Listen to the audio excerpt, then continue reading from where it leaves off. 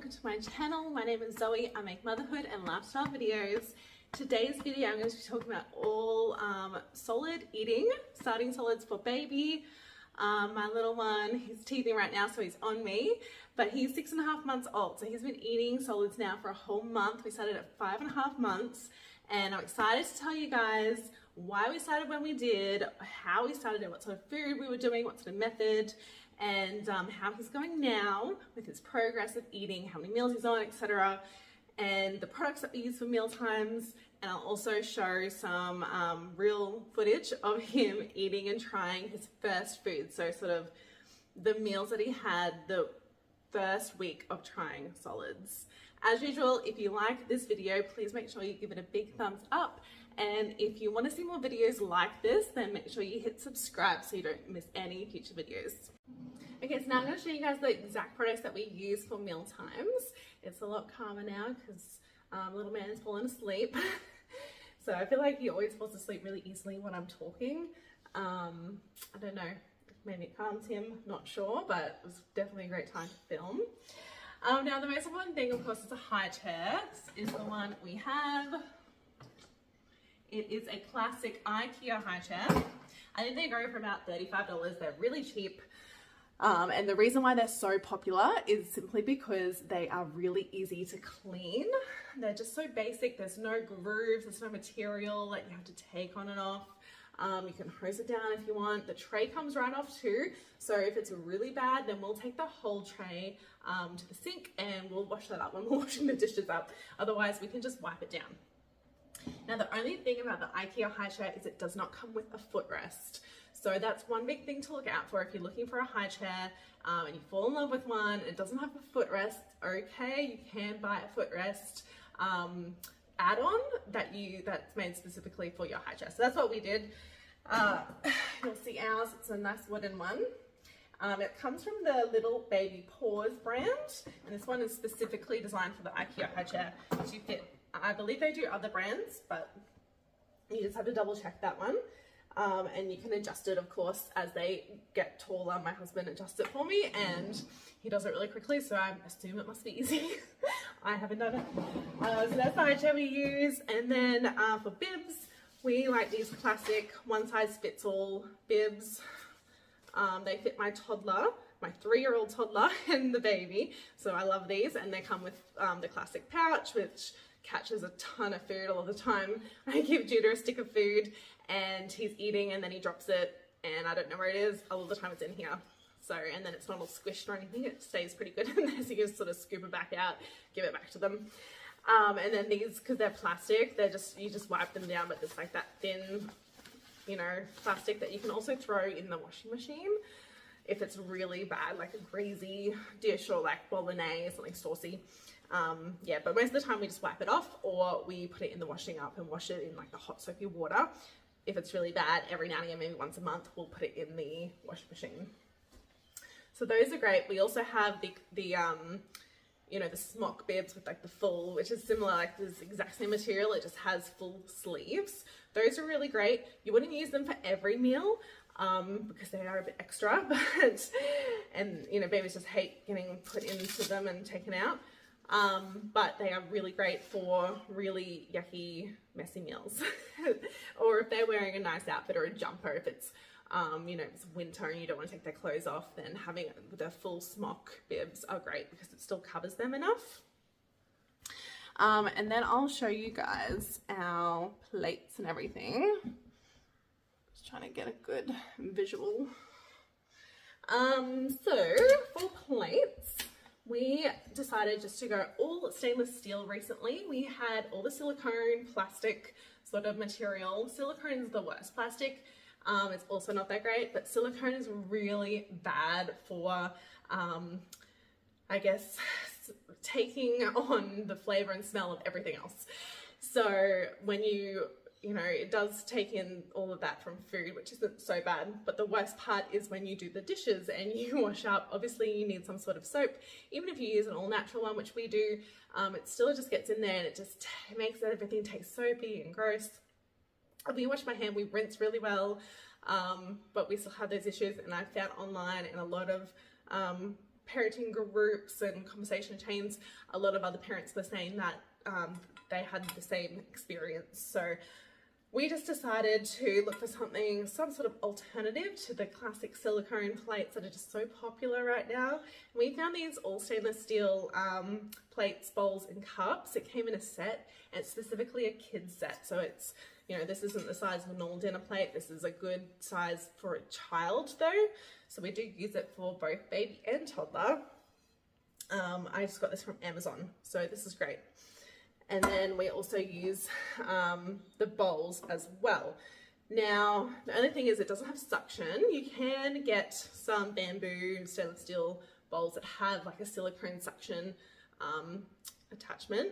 We do have a separate silicone suction attachment for this. It actually came with a toddler lunchbox that we've never really used, and we don't really use apart from for Jude's meals now, because obviously he's a baby, he's just going to pull at things, and you know, the plate's going to go crashing onto the floor with all the food.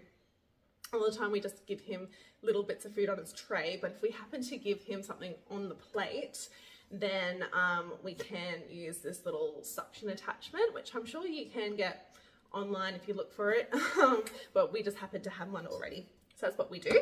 We have kept a couple of plastic bowls that have a silicone base. So this set's the Munchkin set. They're plastic bowl, like a hard plastic, and then the base is silicone. So it doesn't really taste soapy or anything, the food in here. It's not so bad, it's just plasticky. Not the best, but we like it because it's got the suction. So it's great for like yogurt and things like that. And then for cups, so we don't do sippy cups. We never did with our other son either. We just did an open cup. Or you can also we also use this 12-month training cup from 6 months old. It just had this tiny little opening, but essentially it pours just like a cup as well. This came in the stainless steel set as well. It has a nice little groove for the hands, perfect size for them.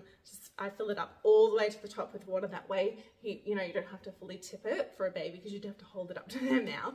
But he does understand where the water comes from now. It took him probably a good week or two to really get that.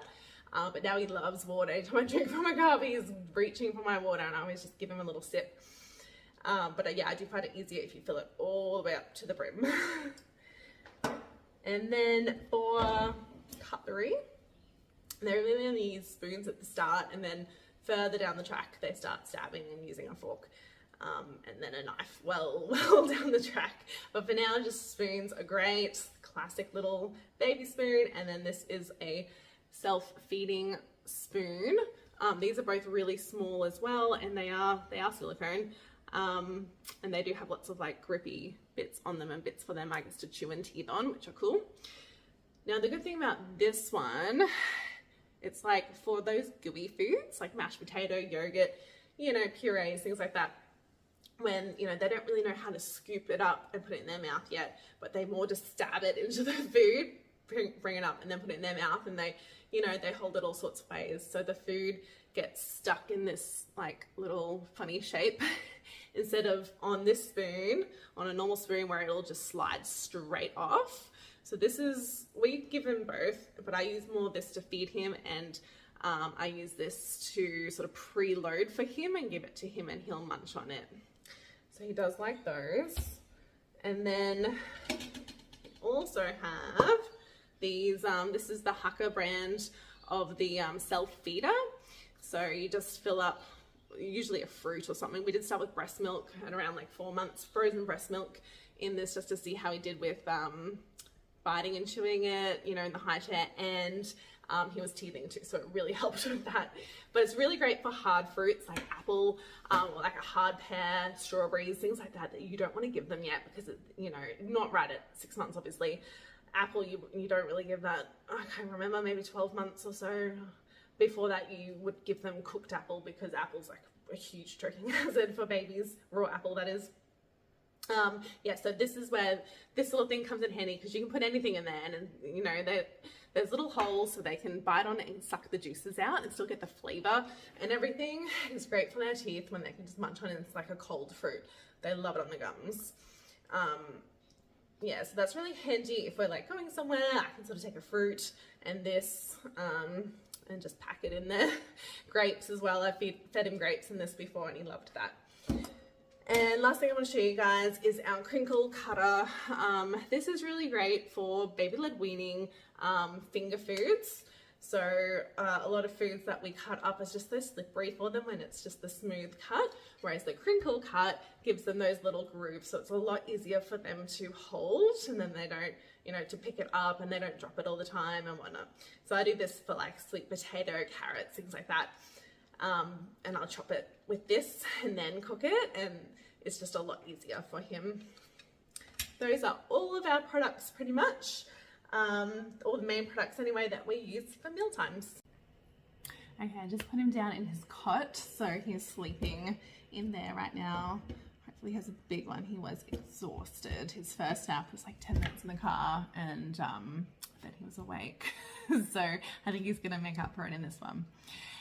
Okay, so I've shown you guys the products. Now let's get into what sort of method we use for eating for baby meals, and how we do our food. So I decided to do baby-led weaning this time 100% because with my first son, Nate, I really wanted to do baby-led weaning, but I was just so afraid of it. So I sort of kind of did it and did a lot of the classic, you know, spoon feeding, purees, that sort of thing. Until I eventually got over the fear and realized he can do it and started to do more finger foods and whatnot. So we decided that we'll do full baby-led weaning this time, and that doesn't mean you can't do purees as well. So we do a lot of finger foods, but we also do purees. There's some foods that just, you can't really feed it in, you know, it's not really safe for them. So things like if we're having a meal, like what's an example, like bolognese maybe, or something like that, where there's like minced meat, so any like ground beef, ground chicken, anything like that, and like little chopped vegetables, you know, it's just, you can't give them ground meat. The little balls and they can get stuck in their throat. So I do puree that with vegetables, and you know, then he can have like the pasta that can sort of dip into it and he can eat that, yes. Or he can just eat the meat and veggie puree. And then there's you know, your classic meals that are already pureed. So things like yogurt, mashed potato. We eat a lot of purees, naturally soups and things. So to give them only finger foods isn't really showing them every single texture and type of food that we eat. So, and that's the idea of baby-led weaning. So that's what we do. We do mainly finger foods with some purees for certain foods. And when we do a puree, we don't try to spoon feed him. We give him those little spoons that I showed you, mainly this one, where we sort of preload it and he can feed himself. And since we've been doing that from the start, he really doesn't like us. Even if we try to offer him a little bit in his mouth, he sort of pulls away and he wants to grab it himself because he's just been so used to that, which, you know, we're fine with. Yeah, so he mainly feeds himself anyway. And that's all you do. If you do baby-led weaning and you want to give a puree or something that's already naturally pureed, like, you know, porridge, then you would just preload the spoon for them because they can't really do that yet. They might try, but yeah, the coordination isn't the best. So they do need a little bit of help. So that's what we've decided to do. And so far, so good. He's loving it. And then we decided to start doing meals at dinner time. So with my first son, I did breakfast, and you just run out of ideas at breakfast time. There's only so many things you sort of feed at breakfast time, like yogurt and porridge, eggs, fruit. Whereas dinner time, I feel like there's just so much more variety. There's so many more vegetables out there.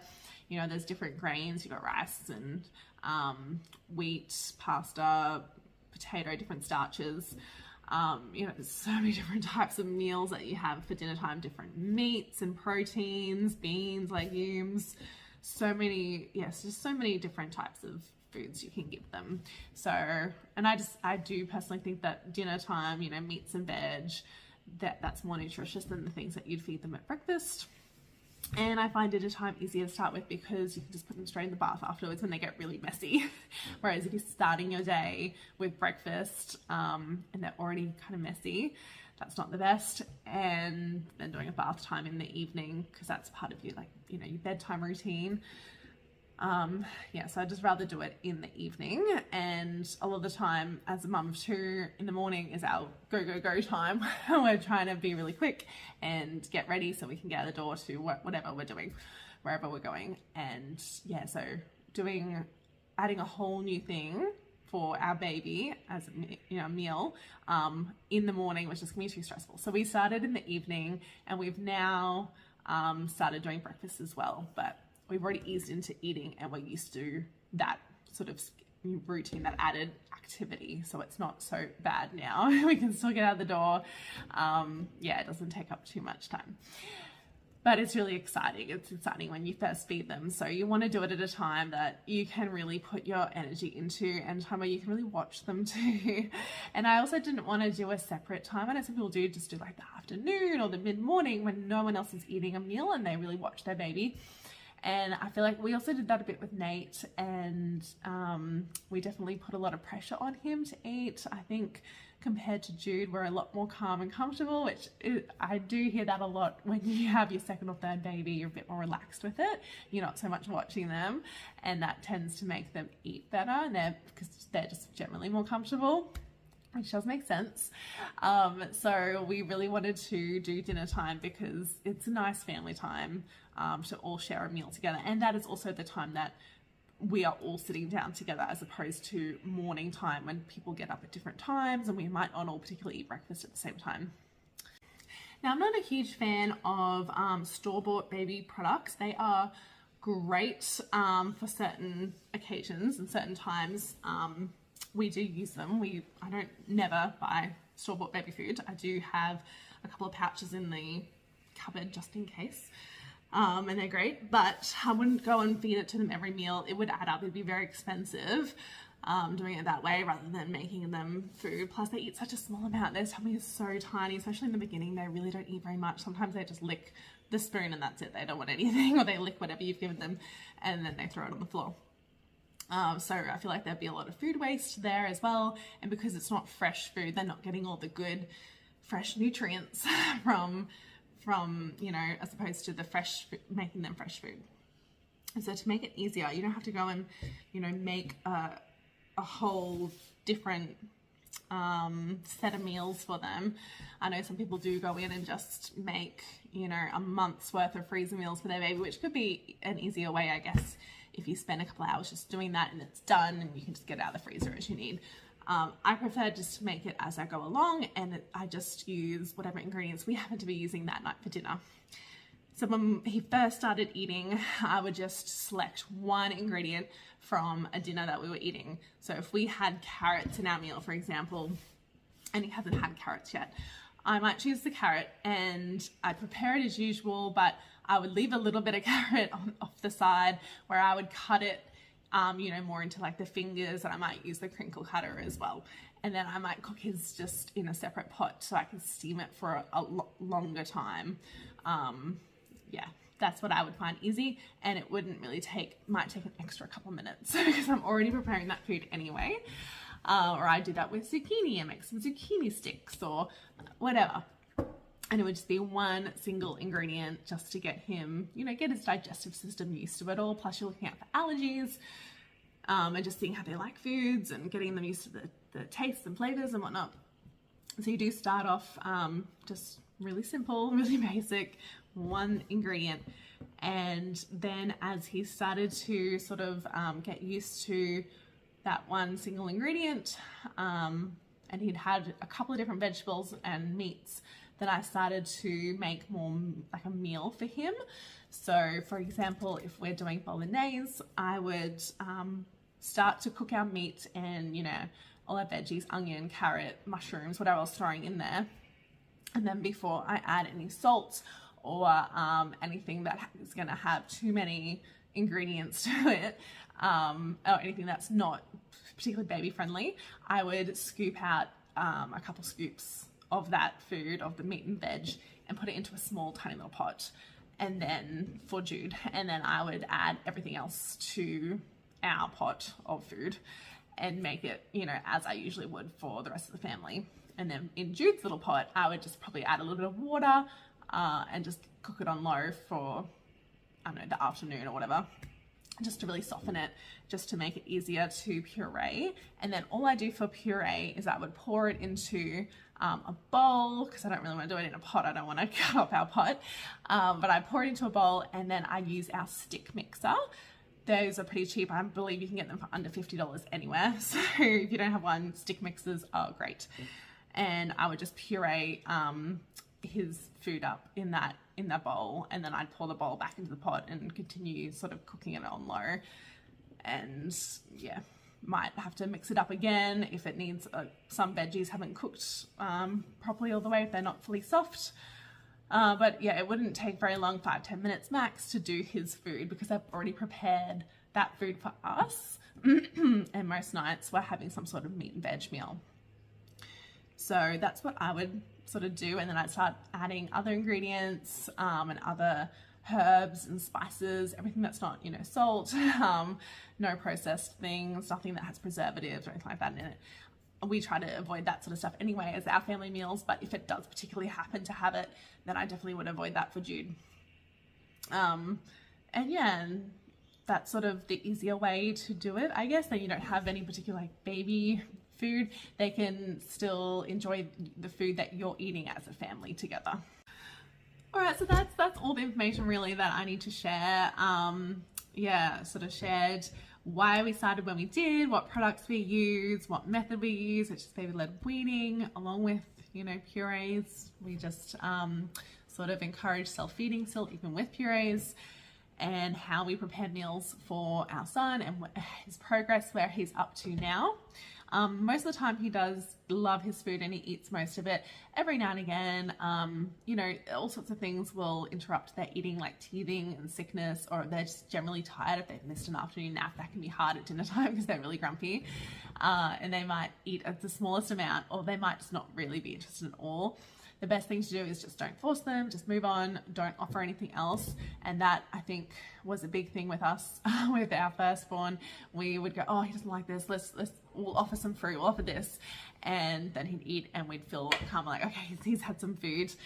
But he was still drinking milk, so I don't know why we stressed. Well, I stressed probably about it, and it's probably contributed to some picky eating, because now he expects, yeah, if he doesn't like it, you know, he expects something different, which we are working on. And I hope to not make the same mistake with Jude. If he doesn't eat his food, then it's we just move on to the next thing. I've offered it, there it is, that there's no other option, move on. Yeah, so we'll just keep doing what we're doing now, and I think all that's left to show you guys is the actual footage of him eating. So the first food that we fed him was salmon. We happened to be having crispy skin salmon that night with some veggies, and I decided salmon was the one to give him to try. And so I did cook his in a separate little tiny pan, because we were going to add salt to ours. And I just cooked in a bit of coconut oil with a little bit of water as well, so it sort of poached it just so it didn't go crispy. I didn't want it to go crispy. And I did take the skin off as well, so it was just the actual salmon flesh. And sort of cut it into, you know, like the finger sticks, that sort of size, so that he could hold it and munch on it. And he wasn't a huge fan. It was his first food, so he was probably a bit confused that it had a flavor as opposed to toys. So he sort of licked it a bit. I didn't think he really got much in his mouth at all, and it's about out a fair bit. And then after that, we did more veggies. I'm trying to remember actually what we did, because it was a month ago. So yeah, we did veggies. We did some apple puree as well, because I happened to have some apples that were going bad in the bowl. So I made a puree for him out of some apples. He loved that. He loved the sweet apple flavor. We've done broccoli, where I've just sort of steamed it a bit longer than ours, so it wasn't crunchy, and he would hold it and just sort of like munch on the, you know, the hair of the broccoli head.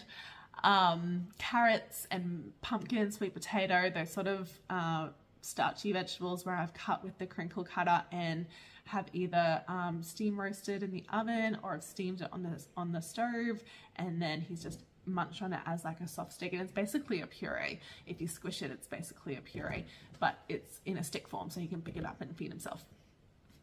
So they have been excellent. And then I tried avocado, I tried banana as well. I can't remember exactly the ones I have filmed though. I know I filmed about a week, so there should be about 7 or so, 7-ish, 5-ish, 7-ish meals that you'll see. So I hope that gives you some insight as to what a baby even looks like when they're eating and feeding themselves. And I hope that helps you if you are, you know, maybe around the 4 or 5 month mark and considering starting solids soonish. And I know what it was like for me the first time around, just being very unsure. Even this time around, it's been, you know, 3 years since I fed a little baby. So yeah, it was still exciting and scary, even with my second, but I'm definitely a lot more relaxed. So I hope you like this video. I hope it's given you lots of insight and some tips and ideas on how to feed your baby. And just know you don't have to make it this big deal. You don't have to go and buy all the different baby food products, all the specific baby rice crackers and rusk sticks and all that sort of stuff. But it's such a small amount. You don't have to spend a lot of money. You can make a very tiny amount of what you eat in a baby-friendly version, salt-free, additive free, very basic, just with a stick mixer. You don't need any particular you know, machine processor, food processor that blends it into a baby puree form. I know you can get specific machines that make baby food, like a baby food processor. You don't need those. I think they have compartments where they like steam the food and then they puree the food and stuff, which yeah, you'd only use it for such a small amount of time. Even if you're doing full purees and spoon feeding your child, you're only meant to do it for a couple months. Between 8 to 10 months, they're meant to start finger foods anyway, even if you're not doing baby-led weaning. So I would not go out and get something like that. I would just use the stuff you already have in your kitchen. If you don't have a stick mixer, they're so cheap. Another great thing is a bullet. If you don't already have some sort of bullet processor, they are excellent and so much easier to clean than one of those big, huge food processors, especially when you're making baby food and it's such a small amount. It doesn't mix very well in a huge one unless you're making a big batch. So those are sort of my tips on that. But yeah, don't stress. Sometimes a meal is a banana and that is okay. Babies at this age, they're going to get most of their nutrients from milk. So you don't need to go all out and make an amazing fancy meal for them every single time. Thank you. I hope you like this video. Enjoy the footage of my son trying foods for the very first time.